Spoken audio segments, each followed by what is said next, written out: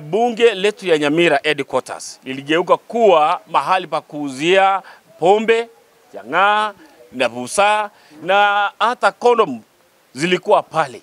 Na wale ambao wanaleta vita katika Nyamira, mmoja wao ni Steve Mogaka pamoja na senator wetu wa Kongo Mogeni. Nashukuru kwa majina ni Abel Mokaya Mose, mwakilishi wa wadi ya Magwawa na deputy speaker wa county assembly ya Nyamira. Nizungumzie barumbano na shida zile ziko na vita vile ambavyo vinapatikana pale katika county yetu assembly ya Nyamira. Jana tulienda kwa county assembly ya Nyamira nikiongoza waheshimiwa wenzangu, tukaenda pale kuleta uwiano na amani ili tupate kufungua siku ya leo bunge letu. Lakini ajabu ni kwamba usiku kucha bunge letu ya Nyamira headquarters liligeuka kuwa mahali pa kuuzia pombe, jang'aa na busaa na hata kondom zilikuwa pale. Hata sisi tukaogopa kama wanasheria ama wabunge waheshimiwa kuenda kuhudhuria vikao vya leo. Jambo tunazungumzia ni hili. Tunaitisha amani katika bunge letu la Nyamira. Na wale ambao wanaleta vita katika Nyamira, mmoja wao ni Steve Mogaka pamoja na senator wetu wa Kongo Mogeni.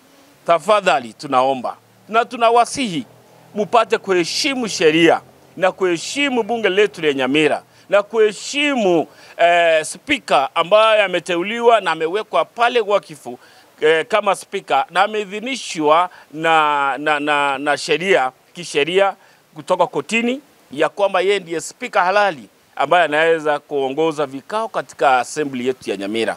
Tumheshimu na tufanyie wananchi kazi.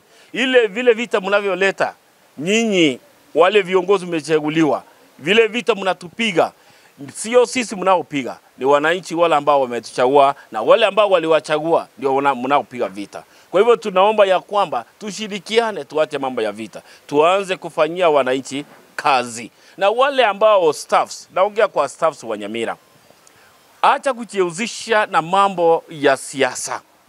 Nyinyi ni wafanyakazi wa serikali.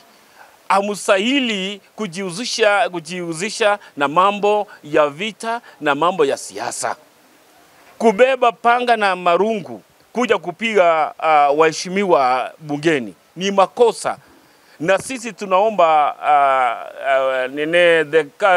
the County Assembly Service Board ichukue hatua ya haraka kwa wale ambao walijihusisha, the staffs wale walionekana wakipiga vita, wakidance, wakidengua huko na kunywa pombe katika assembly yetu ya Nyamira, wachukuliwe hatua kiwezekanavyo na haraka sana ili serikali ipate kufanya kazi. Sisi vile tulikaa na vikao jana, tulijaribu kuelewana na tukawashawishi tupate kurejea vikao vyetu halali kama vile ilivyokuwa awali kwa kuajilia speaker wetu Enoch Okero kueleza vikao vyake.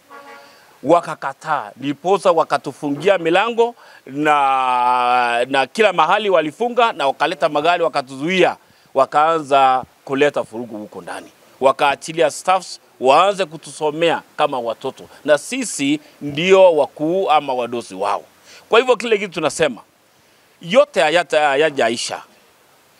Kile kitu tunahitaji bado kuna nafasi ya maelewano.